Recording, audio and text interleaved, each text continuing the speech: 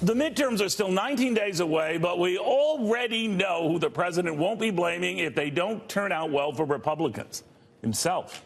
If they don't go out and vote, then they have themselves to blame. Ditto last week's crazy stock market. Forget about today's. Not his doing, the Fed's doing. I think the Fed is out of control. I think what they're doing is wrong. Or the budget deficit soaring 17% to $779 billion. Not his end of Pennsylvania Avenue. Try the other end of Pennsylvania Avenue. Or discord in the White House. Don't pin it on the guy who lives there. Pin it on a lot of snakes who work for him there. Or like the Puerto Rico hurricane recovery efforts that were all him when they were going well, then not anything to do with them when they discovered maybe they didn't go so well. It is human nature to shift blame, but it is second nature to this president to shift so much blame. And now the shift has really hit the fan because the president is shifting so fast.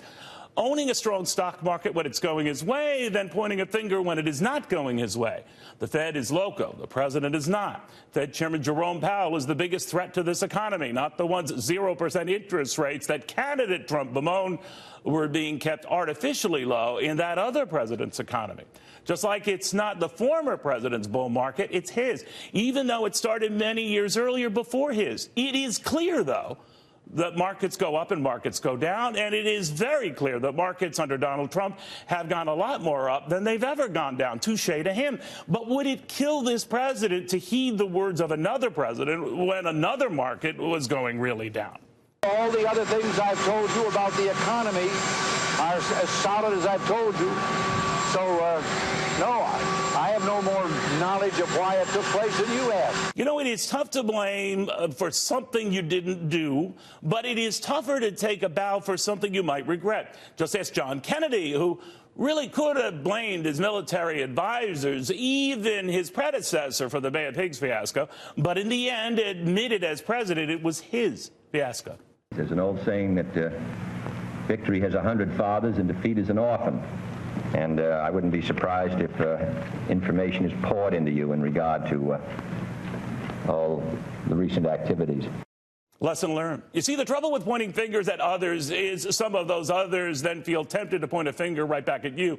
Why should I stick by you if you're only going to stick it to me? You see, that's the thing about loyalty. It works both ways. It takes a big man to acknowledge a mistake.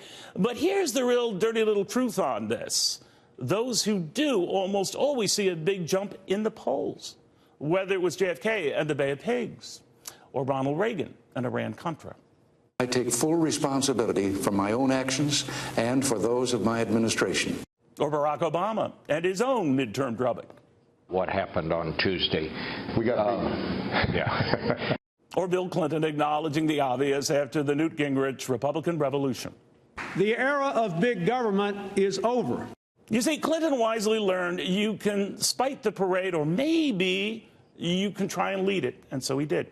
It is tough when things don't go your way, but, Mr. President, they're only going to get tougher when you keep putting yourself in the way. There is nothing wrong with being human. There is everything wrong with trying to convince other humans that you are not.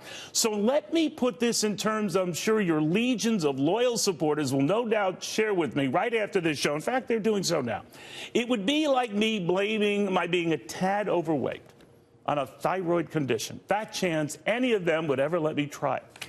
Because I can look in the mirror. What I'm asking, Mr. President, can you?